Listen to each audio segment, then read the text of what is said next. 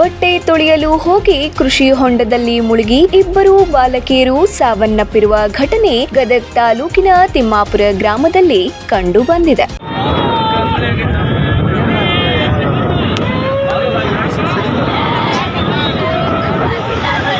ಹೌದು, ತಿಮ್ಮಾಪುರ ಮತ್ತು ಎರೆಹಂಚಿನಹಾಳ ರಸ್ತೆಯಲ್ಲಿರುವ ಕೃಷಿ ಹೊಂಡದಲ್ಲಿ ಈ ದುರ್ಘಟನೆ ನಡೆದಿದ್ದು, ತಿಮ್ಮಾಪುರ ಗ್ರಾಮದ ಲಕ್ಷ್ಮಮ್ಮ ಹರ್ಣಶಿಕಾರಿ, ಮುತ್ತವ್ವ ಹರ್ಣಶಿಕಾರಿ ಮೃತ ದುರ್ದೈವಿಗಳು.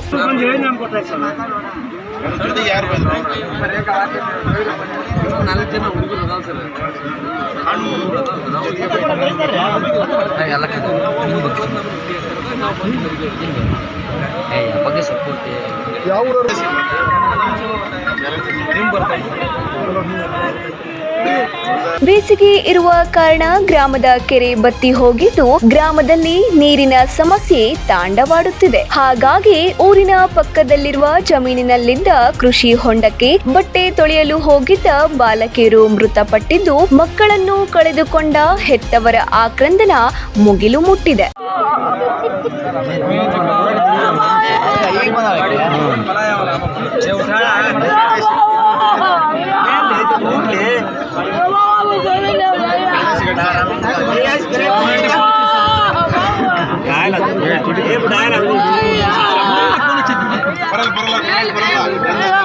ಇನ್ನು ಇಬ್ಬರು ಬಾಲಕಿಯರ ಮೃತದೇಹಗಳನ್ನ ಗ್ರಾಮಸ್ಥರ ಸಹಾಯದಿಂದ ಹೊರತೆಗೆದಿದ್ದಾರೆ. ಸ್ಥಳಕ್ಕೆ ಗದಗ ಗ್ರಾಮೀಣ ಪೊಲೀಸರು ಭೇಟಿ ನೀಡಿ ಪರಿಶೀಲನೆ ನಡೆಸಿದ್ದಾರೆ.